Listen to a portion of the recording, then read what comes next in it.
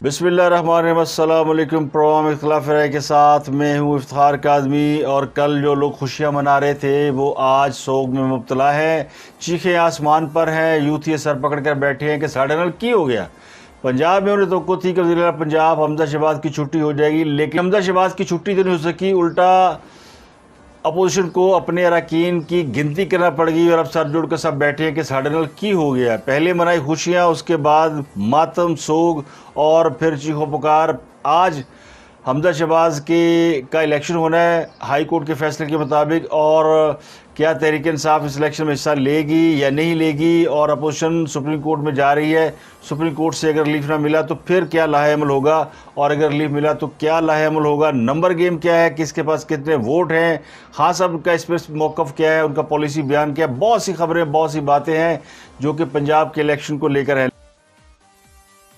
लेकिन पंजाब से अगर बाहर निकले तो एक और ख़बर है, पाकिस्तान भर में मौसम कुछ बेहतर हो गया, बारिशों का सिलसिला शुरू हो गया। बलूचिस्तान में आसमानी बिजली गिरी है और बिजली अब पाकिस्तान के अवाम पर भी गिर गई है, और ये बिजली पेट्रोल की कीमतों के हवाले से गिरी है। पेट्रोलियम मसनूआत कीमतों में इजाफा हो गया है और अब पेट्रोल जो है वो 14 रुपये 85 पैसे बढ़ गया है और इसकी कीमत हो गई है 248 रुपये 74 पैसे फ़ी लीटर।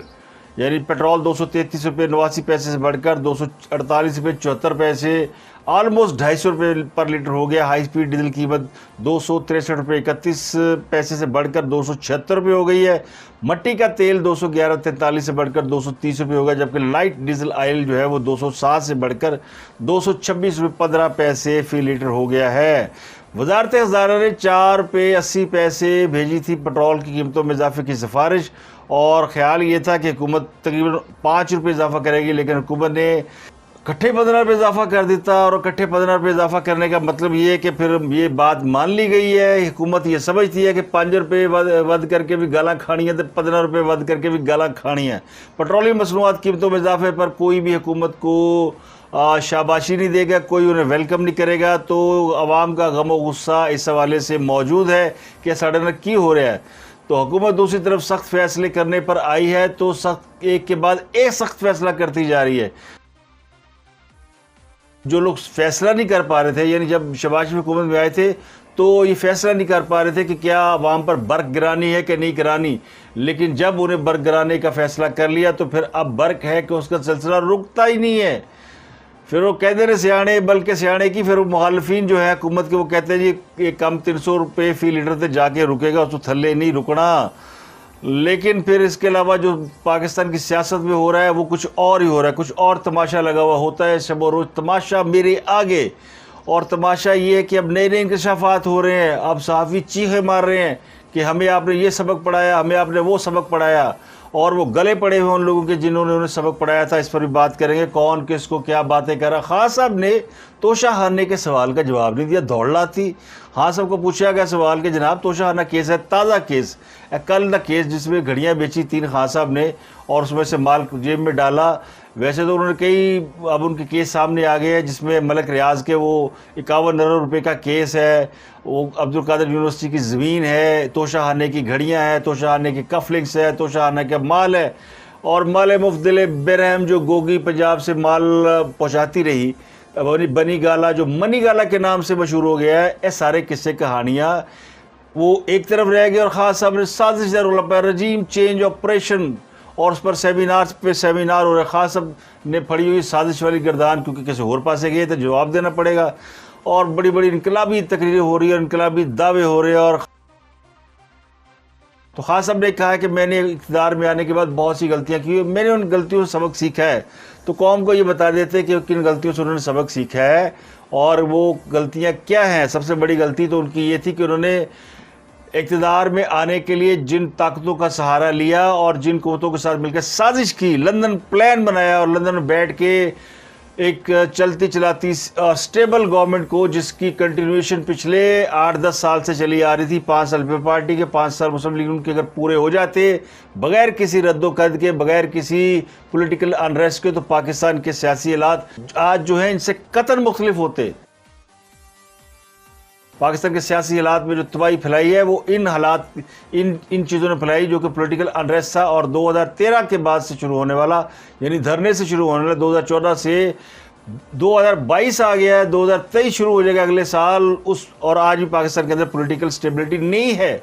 ये पिछले 8 साल से जो पाकिस्तान के अंदर पॉलिटिकल अनरेस्ट है उसका जिम्मेदार कोई और नहीं है, हाँ साहब हैं, जो अब भी निचले नहीं बैठ रहे, आराम से नहीं बैठ रहे, खुद पर उठने वाले सवालों का जवाब नहीं देते और हुकूमत को छोड़े वो इदारों के पीछे पड़े हुए हैं। अब उन्हें कुछ और नज़र नहीं आता तो सुप्रीम कोर्ट, और अब उन्होंने फैसला किया कि वो जाएंगे सुप्रीम कोर्ट में ये दरख्वास्त लेकर के सुप्रीम कोर्ट जो पंजाब का इलेक्शन है इसको रोके। और एक और आम खबर ये कि लोड शेडिंग के खात्मे के लिए बिलाखिर फ़ौज एक मरतबा फिर हरकत में आई है और army chief general Qamar Javed Bajwa Qatar पहुंच गए हैं। कतर में उन्होंने मीर कतर से मुलाकात की है और इस मुलाकात के पीछे एक ही दरख्वास्त है जो बेचारे आर्मी चीफ पिछले 6 साल से हाँ साहब लिए भी यही काम करते थे, मौजूदा हुकूमत के लिए भी यही काम करें। हाँ साहब के लिए वो इसलिए काम करते थे कि ख़ास साहब को तो खुद उन्होंने वो लाए थे और उन्होंने पाला था, और मौजूदा हुकूमत के लिए इसलिए काम करना पड़ा है कि ख़ास साहब की गलतियों का खमियाजा मौजूदा लोग हुकूमत क्यों भुगते।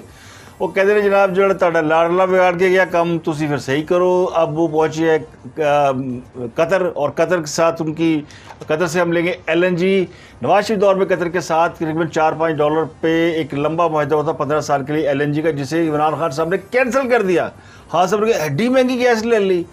फिर खान साहब ने उस ज़माने में गर्मियों में गैस कीमत बड़ी कम होती है तो सर्दियों में गैस कीमत बढ़ जाती है, तो खास साहब ने गर्मियों में गैस खरीद ली $4 दी। उन्होंने कहा वो जो $6 की गैस बड़ी महंगी है, हमने तो $2 बचाने हैं।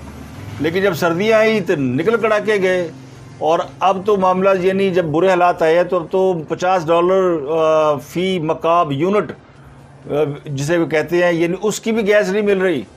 तो फिर मजबूरी में मरता क्या ना करता, हुकूमत ने कहा जी एडी महंगी गैस असी नहीं ले सकते, असं लोड शेडिंग करांगे। तो फिर वो जो कस्टोडियन है फिर वो आए हैं हरकत में और गए हैं कतर, सऊदी अरब भी गए थे, वो चाइना भी हो आए हैं, कतर भी चले गए हैं, तो पीछे की रह गया। तो इसका मतलब है कि अपनी गलतियों की भरपाई करनी पड़ रही है इदारों को, और इदारे अब इन सारी चीज़ों को जो उन्होंने चीज़ें उनसे हो गई, जो मुझे लगता है हो गई, उनको अब वो रिवर्स कर रहे हैं। तो अब ये रिवर्स होने का अमल भी जारी है। इसमें हुकूमत का कसूर इतना ही है कि वो फिर जो खास साहब का फैलाया हुआ गंद है अब उसको समेट नहीं रहे, अब उसको बता रहे कि जनाब ये गंद है, ये सामने पड़ा हुआ है, लेकिन वो गालियों में हिस्सा उनको भी लेना पड़ेगा। अब 17 जुलाई को होना है बाई इलेक्शन, उसमें पता चलेगा कि अवाम का मूड और मिजाज क्या है। एक खबर और है कि 17 जुलाई को जो इलेक्शन होना है उसके लिए आर्मी चीफ को ख़त लिखा इलेक्शन कमीशन नहीं, हर पास से फ़ौज नहीं हुई, यानी हुकूमत है वो अपोजिशन वो फ़ौज की तरफ देख रही है, खान साहब वो फ़ौज की तरफ देख रहे हैं, इलेक्शन कमीशन है वो फ़ौज की तरफ देख रहा है, लोड शेडिंग ख़त्म करनी है वो फ़ौज की तरफ देखते हैं, ज़रम वाला के ज़ाहिर काम है तो हम फ़ौज की तरफ देख रहे हैं। अब जब सब कुछ ही पाकिस्तान की फ़ौज के गिर्द घूम रहा है और फ़ौज ये कह रही है हम न्यूट्रल है, फिर भी अवाम उनकी तरफ देख रहे हैं कि जनाब न्यूट्रल क्यों हो, और फिर जब इससे पहले जब वो न्यूट्रल नहीं थे तो सारी अवाम उन्होंने पीछे पे तो न्यूट्रल क्यों नहीं हो जाते। तो पाकिस्तान में सियासत का बावा आदम ही निराला है, किसी को कुछ समझ में नहीं आ रही और सारे गोल गोल दायरे में घूम रहे हैं। वो कहते हैं ये म्यूजिकल चेयर है, कभी उस चेयर पे बैठ जाएगा इमरान खान, कभी उस पर बैठ जाएगा शहबाज शरीफ, लेकिन हालात नहीं बदलने वाले, हालात ऐसे ही हैं। लोग कहते हैं जी तुसी शहबाज शरीफ को टाइम दो, तो साढ़े लोग टाइम ही टाइम है, सत्ता ही खैर है, बैठे रहें। लेकिन पाकिस्तान के अवाम का क्या करें, जो कि पाकिस्तान के अवाम इस बात के पे शिकवा कुना है कि तानू लेके ऐसे थे असली लेके ऐसा, लेकिन वो चूँकि 2 महीने में बस हो गई है अवाम की और अवाम अभी चीखे मार रहे हैं। लोड शेडिंग बेतहाशा है, कल सारा दिन जहाँ मैं रहता हूँ वहाँ सारा दिन लाइट नहीं थी। कई मुझे दोस्तों ने लिखा जी 4 घंटे लाइट जाती, मैं भी मानता हूँ कि इतनी नहीं लाइट जाती, लेकिन फिर जब गई 4 घंटे से ज़्यादा तो क्या करें, और फिर बोलना पड़ता है।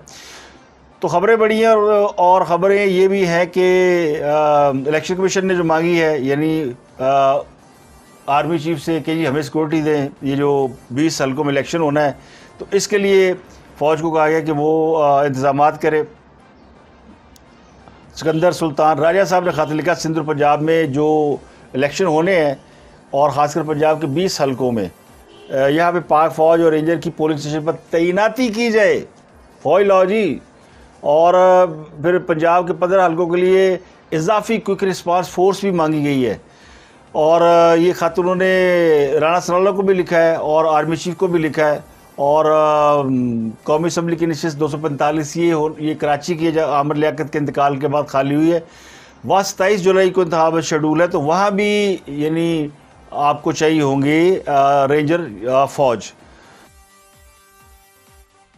तो अब आ जाते हैं लाहौर हाई कोर्ट के उस फैसले पे जिस पे कल अजीब तमाशा हुआ। पहले भंगड़े डाले गए, पहले खुशियाँ मनाई गई। लाहौर हाई कोर्ट में गई थी तहरीक इंसाफ और उन्होंने कहा था जनाब ये वज़ीर आला का इंतखाब जो है इसको मनसूख किया जाए, कालअदम करार दिया जाए। गैर आइनी वज़ीर आला है हमजा शहबाज और मुनहरफ अरकान को मिलाकर इनको वज़ीर आला पंजाब बनाया गया। तो अब तो सुप्रीम कोर्ट कहती है कि 25 अरकान जो है वो ये डिस्क्वालीफाई हो गए। उनमें 5 मखसूस नशिस्तें वो PTI को मिल चुकी हैं हाई कोर्ट के फैसले के मुताबिक। इलेक्शन कमीशन ने भी इसका नोटिस नहीं किया, लेकिन 25 लोग जो हैं अगर वो असम्बली के मेंबर नहीं रहे तो फिर असम्बली का जो नंबर गेम है वो चेंज हो गया, इसलिए हमजा शहबाज को डी नोटिफाई किया जाए।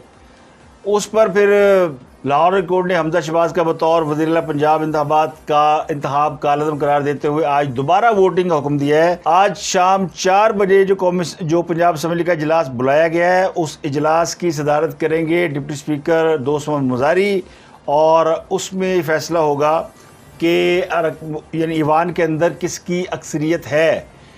जो ईवान की मौजूदा फॉर्मेशन बनती है उसके मुताबिक इस वक्त पंजाब असम्बली के ईवान में अरकान की तादाद है 371। इस तनासब से अगर देखा जाए तो जो 186 अरकान शायद चाहिए वज़ीर आला पंजाब बनने के लिए, तो वो तो नहीं है। तो इसके बाद रन ऑफ इलेक्शन होगा यानी जिसकी सादा अक्सरियत होगी। तो अब असम्बली की में सादा अक्सरियत वाला भी वज़ीर आला बन सकता है। तो ईवान मुस्लिम लीग नून के अरकान की तादाद है 165। एक मुनहरफ रुकन फैसल लियाजी ने अपना इस्तीफ़ा स्पीकर पंजाब असम्बली को दे रखा है और अभी तक ये इस्तीफ़ा इलेक्शन कमीशन को नहीं भेजा गया और उनको बनाने की कोशिश की जा रही है। तो उनके अरकान की तादाद रहेगी 164। पीपल पार्टी के 7 हैं, आज़ाद अरकान 4 हैं, राय हक पार्टी के 1 रुकन इनका तल्लुक़ मौजूदा हुकूमती इत्तेहाद से, तो ये बनते 176। जबकि अपोजिशन जो तहरीक इंसाफ और काफ लीग पे मुश्तमिल है उनके वोटों की तादाद तकरीबन बनती है 168। तो ये तकरीबन 8 वोटों का फ़र्क आ रहा है और 8 वोटों की लीड है। अब उसमें से स्पीकर पंजाब असम्बली परवेज़ इलाही ने कहा जनाब हमारे तो लोग ही हज पे गए हुए हैं। तकरीबन 6 अरकान असम्बली जो है वो ज़रूरी काम के सिलसिले में बाहर हैं, 5 हज के लिए गए हुए हैं। तो 11 बंदे साढ़े गैर हाज़िर ने 5 अरकान का आपने नोटिफिकेशन नहीं किया। तो बुनियादी तौर पर अपोजिशन का मौक़िफ़ ये है कि उनको बहुत कम टाइम दिया गया है, ये टाइम ज़्यादा होना चाहिए था। अब वो जाएंगे सुप्रीम कोर्ट के अंदर कि जनाब ये हाई कोर्ट का फ़ैसला मुअत्तल किया जाए और हमें हज के बाद इलेक्शन जो कराया जाए ताकि ऐसे बंदे पूरे कर लिए। फिर जिन्हें तोड़ने जोड़ने ने वो भी तोड़ जोड़ लेंगे, फिर किसी ने फ़ोन कराना वो भी करा लेंगे, बंदे इकट्ठे कर लेंगे। और मासूम इतने वो कह रहे जी हमें तो पता ही नहीं था कि ये फ़ैसला होना है, जबकि हुकूमत तैयारी करके बैठी हुई थी। हुकूमत को पता था कि ये फ़ैसला आया और रिकाउंटिंग होगी तो फिर हमें अपने बंदे पूरे करने पड़ेंगे। और ये खबरें मौजूद थी कि अपोजिशन हुकूमत जो है वो अपने अरकान असम्बली को पंजाब के मुख्तलिफ मकामात पे बुला के ठहरा रही है ताकि किसी भी वक्त रिकाउंटिंग का अगर फैसला आता है, दोबारा इलेक्शन होता है तो उनके लोग पूरे हों। तो उन्होंने अपना नंबर गेम पूरा किया हुआ है। अब ये बात काफ लीग को नहीं पता थी और चौधरी को नहीं पता थी क्योंकि कभी अपना यह काम किया ही नहीं। पहले तो इनको बंदोबस्त करके दिए जाते थे। तो तहरीक इंसाफ मार यहाँ से खा रही है कि उनको ये काम आते ही नहीं है। उनको तो केक किराए प्लेट में डाल के केक दिए जाते थे कि जनाब ये केक है, ये खा लें, ये हड़प कर लें। और जो बंदा नहीं रहा होता था उसको फ़ोन जाता था, उसकी बेचारे की शलवार या पेंट गिली हो जाती थी। तो धमकियों धौंस और धांधली से जिन लोगों को हुकूमतें चलाने का तजर्बा हो और बंदे इकट्ठे करने का तजर्बा हो उनको ये पेशबंदी नहीं आती। अब इसमें बड़ी दिलचस्प बात ये है कि जब लाहौर हाई कोर्ट का फैसला आया तो सब तहरीक इंसाफ ने खुशियाँ मनाई, भंगड़े डाले, ओ हमजा शहबाज गया, बाबर अवान, फवाद चौधरी वो भी वकील ही हैं बुनियादी तौर पे, फैसल चौधरी और फिर अली जफर एडवोकेट। तो सबका भांडा फूट गया, किसी को फैसले की समझ में नहीं आई और सब खुशियाँ मनाते रहे, मुबारकबाद। पंजाब में रजीम चेंज हो गया, गवर्नमेंट चेंज हो गई, हमजा शहबाज की छुट्टी हो गई। वो कहते ये वही हुआ जो एक दफ़ा पनामा केस के दौरान फैसला जब आया था तो नून लीग बड़ी खुशियाँ मना रही थी, लेकिन जब जैसे जैसे फैसला पड़ा तो ये सारी खुशियाँ जो है वो गम में तब्दील हो गई। तो उस वक्त पीटीआई के लोग इनका मजाक उड़ाते थे कि इनको फैसला पढ़ना नहीं आता, और आज जो मजाक उड़ाने वाले थे खुद उनका मजाक उड़ गया। तो वही जो कुछ मुस्लिम लीग नून के साथ हुआ था वही तहरीक इंसाफ वालों के साथ भी हुआ। अब मेरी जो खबर है वो ये है कि अगर सुप्रीम कोर्ट में जाते हैं और सुप्रीम कोर्ट वहाँ से इनको रिलीफ नहीं देता, यानी उस फैसले के ऊपर स्टे नहीं देता, तो फिर ये ऐवान के अंदर वोटिंग का हिस्सा नहीं बनेंगे। जो अब तक की मेरी इतलात है, यानी बाइकआउट करने जा रहे हैं इस रीपोलिंग का। इलेक्शन तो नहीं है क्योंकि इलेक्शन तो हो चुका है और हमजा शहबाज वज़ीर आला है, और कल जब अदालत ने फैसला दिया तो फैसला बड़ा वाज़ेह था कि हमजा शहबाज वज़ीर आला है, उनके जो फैसले हैं उनको प्रोटेक्ट किया जाता है।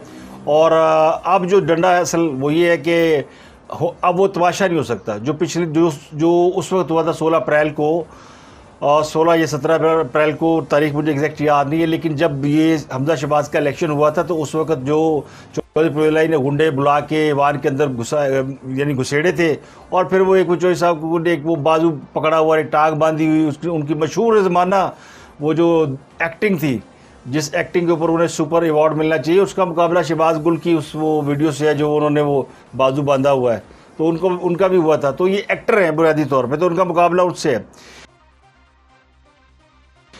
तो अब तो उनके पास गुंजाइश ही नहीं, क्योंकि अदालत ने कह दिया कि अगर इस दफ़ा पोलिंग के अंदर हैंकी फैंकी की तो सबको तो अदालत में जो है वो 6-6 महीने कैद हो जाएगी। तो बड़े सख्त ऑर्डर है। तो देखते हैं कि आज पोलिंग होती है या फिर इसके ऊपर वो सुप्रीम कोर्ट में जाते हैं, और सुप्रीम कोर्ट से अगर उनको रिलीफ मिलता है तो वेल एंड गुड। तो को ये की जा रही है और एक्सपेक्टेड ये है, इनका ख्याल ये है अपोजिशन का, कि उनको सुप्रीम कोर्ट रिलीफ दे देगी और उनके अरकान की वापसी के लिए, यानी जब तक हाउस इन ऑर्डर नहीं होता, हाउस पूरा नहीं होता, उस वक्त तक इलेक्शन को रोका जाएगा। और नहीं रोकेंगे तो फिर बाइकआउट कर देंगे, फिर मामला जो है यानी बहरान रहेगा। इसमें तो कोई शक नहीं कि फिर बहरान रहेगा, मामला हल होना चाहिए जिस तरीके से भी हो। अब आ जाते हैं सेमिनार पे जो इस्लामाबाद के अंदर हुआ, और पिछला सेमिनार जो इस्लामाबाद जो ऐसी वो खास साहब ने उसमें जो अदलिया के हवाले से जो तकारीर की थी और करवाई थी, वो अब जो सेमिनार हुआ उसमें अदलिया का पोर्शन गायब है। ये है पहला चेंज। मैंने आपको बताया था कि अदलिया की जानिब से पैगाम मिला कि पुत्र आना तो साढ़े को ही है ना, रिलीफ लेने तो हमारे पास ही आएंगे ना। तो उस वक्त जो वो आए थे, फवाद चौधरी ने किस्सा सुनाया था, तो इस सेमिनार में फवाद चौधरी नहीं थे, और फवाद चौधरी को यह जाहिर है उन्होंने हर एक को अपना एक मैटर दिया हुआ। फवाद चौधरी बेचारे खुशियाँ मनाते रहे और उन्होंने अदलिया को धमकी लगाई थी, बल्कि अदलिया के हवाले से उन्होंने कहा था कि अदलिया भी रजीम चेंज में हमेशा शरीक रही है। और फिर उन्होंने किस्सा सुनाया था बड़ा मशहूर, और कोर्ट के ऊपर बहुत ज़्यादा क्रिटिसिज्म किया था उस सेमिनार के अंदर। तो मैंने खबर ब्रेक की थी कि इसमें क्या पैगाम आया। उन्होंने क्या पुत्र साढ़े को ही आना जी ना, फिर आपने आखिरी रास्ता बंद कर लिया। तो उसके बाद वो चैप्टर हो गया क्लोज, वहाँ हो गया सीज़ फायर। तो इस सेमिनार में सीधा अटैक किया गया फ़ौज के ऊपर, और फ़ौज के ऊपर अटैक अब खान साहब ने उनसे कराया है जो कि उनके रजीम का पार्ट एंड पार्सल रहे हैं, यानी वो जो पैराशूटर किस्म के सहाफ़ी और पैराशूटर किस्म के तजिया निगार, उनको बुला के ये बुनियादी तौर पर Islamabad high court bar association ने शायद सेमिनार कराया था, उसमें भी उनके इख्तलाफात थे। खैर जिसने भी कराया, मकसद है कि बातें क्या की गई, बातें जितनी की गई उनमें सीधा टारगेट GHQ को किया गया, और ये पैगाम दिया गया कि हम GHQ से 20 किलोमीटर दूर बैठे हैं और ये साजिश कहीं और नहीं हुई, यहीं से हुई है। इसके जो सुरहेल थे वो एक तो अयाज अमीर ने तकरीर की। अयाज अमीर का दर्द बड़ा पुराना है, और वो दर्द उन्हें है, एक तो दर्द उन्हें नवाज शरीफ से है कि नवाज शरीफ के वो MNA थे और नवाज शरीफ ने उन्हें एक खातून के साथ एन गैन शेन करने के जुर्म में, एन गैन शेन नहीं कहते ना, खेतों में गई और उनसे एन गैन कर दिया। हम तो यही अखबारात में पुराने जर्नलिस्ट तो ऐसे ही लिखा और पढ़ा और सुना करते थे।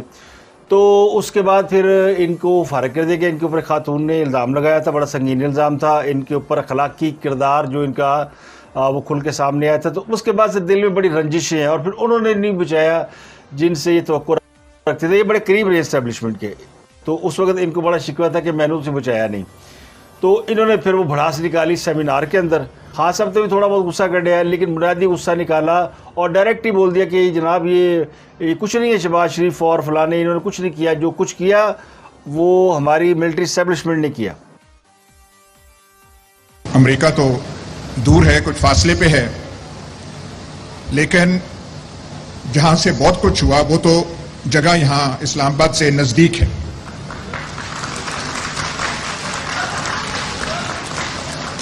आप बेशक ये डोनाल्ड लू फलाना फलाना नाम लें, लेकिन जो जानते हैं आपकी दिल भी गवाही देता है यहां पे हुआ कुछ और है। लेकिन सवाल ये है, डेमोक्रेटिक गवर्नमेंट हो या नॉन डेमोक्रेटिक गवर्नमेंट हो, एक आदमी, उसके गिर्द 2-3 आदमी और हों और किसी वजह से, किसी बिना से कोई जहन में सोच हो, जहन में खलल हो और वो 2-3 इंसान, उससे ज्यादा नहीं, फैसला कर लें कि हमने पाकिस्तान के साथ ये करना है और वो फिर सारा कोरियोग्राफ करें, ऑर्केस्ट्रेट करें। ये जो जिसका आप नाम दे रहे हैं रेजीम चेंज, ये शहबाज शरीफ, आसिफ जरदारी, मौलाना फजलुर रहमान ने नहीं की।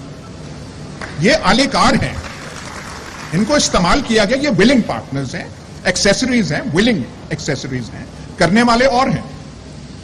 पूछना यह बनता है कि उन्होंने ऐसा क्यों किया, उनके जहन में क्या ख्याल था, कौन सी उनको इमरजेंसी आ गई कि हमने करना है। तो याज़ अमीर की अब तकरीर सुन लें तो याज़ अमीर की तकरीर से अंदाज़ा लगाना मुश्किल नहीं है कि अब यानी वो कहते हैं ना, ठाकुर ने अपनी फ़ौजें मैदान में उतार दी। पहले ठाकुर ने अपने सियासी वो उतारे थे मैदान में, लेकिन उनसे कोई बात बनी नहीं। तो अब वो जो एंकर और एंकरनियाँ और यूथनी और यूथनियाँ और जो तजिया निगारे और तजिया निगारनियाँ, इन सब को जो हम ख्याल ग्रुप है, हम यारा दोज़ख हम यारा जहन्नम, जिनको मौजें कराई हैं, जिनको लाखों करोड़ों रुपए का फ़ायदा दिया गया है, किसी को किसी तरीके से, किसी को किसी तरीके से। अब उनका काम तो आ गया ना पे बैक का। वो एक इनकलाबी बन गया हमारे दोस्त। इस पे मैं अलग से एक वीलॉग कर रहा हूँ इमरान रियाज़ के ऊपर। लेकिन उन्होंने भी जो कल तकरीर की, उसका जो मुद्दा है वो भी बड़ा दिलचस्प है। और वो दिलचस्प ये है कि उनकी निकली चीखें, क्योंकि हुण मौजा नहीं रही, ना हुण फौजा रही, ना हुण मौजा रही, ना फ़ौज वो है, ना मौज वो है, ना खासा को सहूलियात मुयसर है, ना उनके जो उनको एडवोकेट करते थे उनको सहूलत मुयसर है। वजह क्या हुई है? रेटिंगां घट गई हैं जनाब, नौकरियां मुक गई, रेटिंगां घट गई।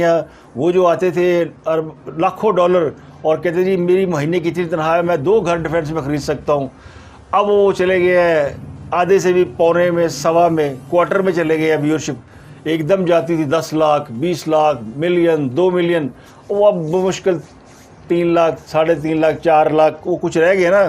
कुछ लोग ऐसे में ना जो बेचारे समझते हैं वाकई साफ़ी है, और कुछ को पता नहीं था कि ये साफ़ी है या नहीं है।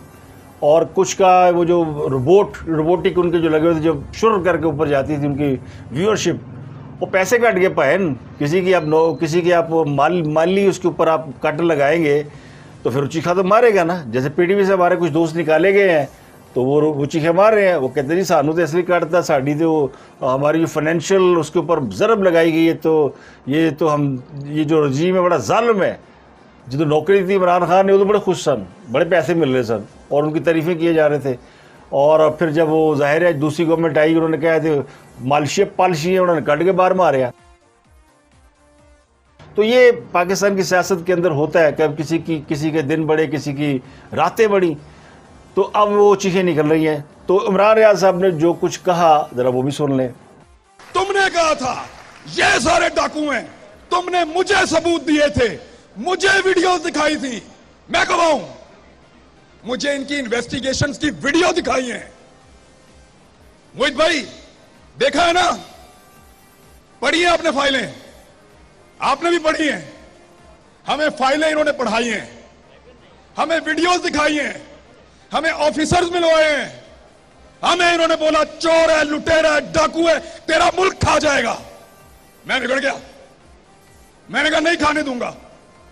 मैं उस लड़ाई में उतरा अपनी मर्जी से, लड़ाई छोड़ के जाऊंगा अपनी मर्जी से, किसी का बाप लड़ाई से नहीं निकाल सकता। मुझे आपने लड़ने के लिए कहा, मैं अपनी मर्जी से लड़ने के लिए आया। मैंने पहले अपने आप को कायल किया कि मैं लड़ूंगा इस लड़ाई को। आप इस लड़ाई को छोड़कर चले गए, अधूरी छोड़ दी आपने लड़ाई। कल वो चोर थे, डाकू थे, आज ऐसे नहीं हो सकता। नहीं मानेंगे। दिल नहीं मानता, जवाब देना पड़ेगा, जवाब मांगेंगे, सवाल करेंगे, क्योंकि पहली मर्तबा आपको टक्कर के लोग मिले हैं, आपको टक्कर के लोग मिले। अब ये बुनियादी तौर पर ये कह रहे हैं कि हमने जो सबक पढ़ाया गया था हमें वो भूलने के लिए कहा गया है, और इसके में दो चीज़ों का एतराफ़ कर रहे हैं। एक तो वो नवाज शरीफ को उन्होंने बेल आउट कर दिया कि जनाब आपके ख़िलाफ़ हमें पढ़ाया गया था, सिखाया गया था, साजिश की गई थी, तो ये बुनियादी तौर पर उन्होंने दरख्वास्त डाल दी है कि जनाब नून लीग वाले अगर माफ़ कर सके तो माफ़ कर दे, क्योंकि असी तो न्याणे हैं, काके बच्चे हैं, सानू तो पता ही नहीं सीगा, सानू तो बुला बुला के दिखाते रहे तुहाडियां फाइलां ते असीं तां तुहाडे खिलाफ गल्लां करते रहे हैं। तो ये एक तो उन्होंने एप्लीकेशन डाल दी है उधर कि भाई आप ज़रा हमारा ख्याल करें, और दूसरा उन्होंने डाल दिया कि हम किसी भी मौके पे आपके काम आ सकते हैं, सानू भी लड़ा लो फौज ना, स्टैब्लिशमेंट ना, आज आपकी सुलह कल लड़ाई भी हो सकती है, इमरान खान लड़ाई है तो क्या कहते हैं रोंदी यारां नूं ले ले ना भरावां दे। तो एक तरफ इमरान खान को खुश कर रहे हैं, एक तरफ वो अपनी भड़ास निकाल रहे हैं कि जनाब साडी व्यूअरशिप घट गई, दूसरी तरफ कह रहे हैं जनाब सानू तुसीं पढ़ाया है ऐसी। तो ये जो रंगरूट किस्म के सहाफ़ी होते हैं ना, उनकी फिर यानी ये इस्तेमाल करके फेंक दिए जाते हैं। अलग से व्लॉग करूँगा, ये फिर मज़ा ख़राब हो जाएगा, क्योंकि इस करना बड़ा ज़रूरी है। एक बड़ा संजीदा टॉपिक है कि ऐसे कौन से लोग हैं जिनको इस्तेमाल किया जाता है, और वो इस्तेमाल होने के बाद उनकी कैफियत क्या होती है। ये मिसालें आपके सामने जो मैंने आपको दो दिखा दी हैं, और जो ऑडियंस में लोग बैठे हुए हैं वो तो बेशुमार हैं, मोहित पीरज़ादा, समी इब्राहिम, ने यू नेम एनीवन। समी वैसे समी के बारे में मेरा थोड़ा बहुत ख्याल मुख्तलिफ है, समी बेहतर आदमी है इस पूरी स्लॉट के अंदर, लेकिन वो भी कैनेडा में हुआ है, अब पता नहीं क्यों हुआ है। लेकिन बाकियों के बारे में तो मुझे पता है कि वो जनाब किधर से लैंड हुए और कैसे वो जनाब उनकी जो फाइनेंशियल उनको जो बूस्ट मिला है। तो ज़ाहिर है हर आदमी अपने माली फ़ायदा देखता है, दुनिया ही मफादात की है, माली फ़ायदा मिला है तो जिसके तरफ वो कहते हैं जितने देखी तवा पर रात उथे अपना दिन ते रात। तो इनको इस्तेमाल कर लिया गया, अब इनको वक्ती तौर पर बूस्ट कर दिया गया, इनको प्रमोट किया गया। जिवें इमरान खान को हीरो बनाया, इन्होंने उन्होंने एंकर बनाता, इफ तो बनती है। आगे चलते हैं और अगली खबर पढ़ते हैं। अगली खबर बड़ी ज़रूरी है, वो खबर है हुकूमत भी मुश्किल में है ना, सारे वो दुनिया ही सारा मुश्किल है, हर एक के लिए मुश्किल है, अपोजिशन भी मुश्किल फंसी हुई है, वो इत्तेहादी नाराज़ हो रहे हैं, यानी वो जो ग्रंटर है वो फंसे हैं। आधी जमातों की ग्रंटर है PMLN और आधी जमातों की ग्रंटर है पीपल पार्टी। MQM की ग्रंटर है मुस्लिम लीग नून और असलम बुतानी साहब, और बाप की ग्रंटर है जनाब अपना जरदारी साहब। तो जरदारी साहब से शिकवा है MQM वालों को, और बाप को शिकवा है हुकूमत से, शहबाज शरीफ से। तो शहबाज शरीफ और आसिफ अली जरदारी की मुलाकात हुई है, जिसमें उन्होंने अपने अपने जो बालके हैं, बालके समझ लेना, कि उनको जनाब सेट करें, उनको ज़रा मिले, उनके ग्रीवेंसेस दूर फरमाएँ। तो जरदारी साहब से रिक्वेस्ट की कि MQM बड़ी नाराज़ है, उनको देख ले, और शहबाज शरीफ को उन्होंने रिक्वेस्ट की कि आप असलम बुतानी साहब को और इनको देख लें, बाकी जो खालिद मक्सी साहब हैं बाप वाले।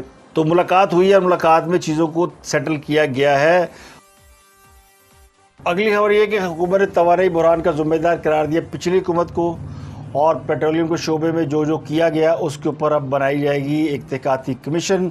और इसकी कल प्रेस कॉन्फ्रेंस की है एहसन इकबाल, शाहिद हक़ान अब्बासी और मरीम औरंगज़ेब ने, और उन्होंने कहा जनाब इमरान खान और उनकी काबीना के फैसलों से हुआ है अरबों रुपये का नुकसान, और जो इमरान हुकूमत के पेट्रोलियम के शोबे में गलत फैसलों की तहक़ीक़ात है उसके ऊपर हम कमीशन बना रहे हैं, और तवानाई बहरान की हकीकत सामने लाने के लिए रिपोर्ट को आवाम के सामने रखा जाएगा ताकि हकीकत सामने आ सके। मौक़िफ़ ये है हुकूमत का कि हुकूमत ने LNG के सौदे एक तो बरवक्त नहीं किए, दूसरे पिछले जो सौदे थे वो कैंसिल किए, जो $5-6 के करके गए थे, उसकी वजह से LNG शॉर्ट हुई, फिर पेट्रोलियम का बहरान, फिर LNG का बहरान।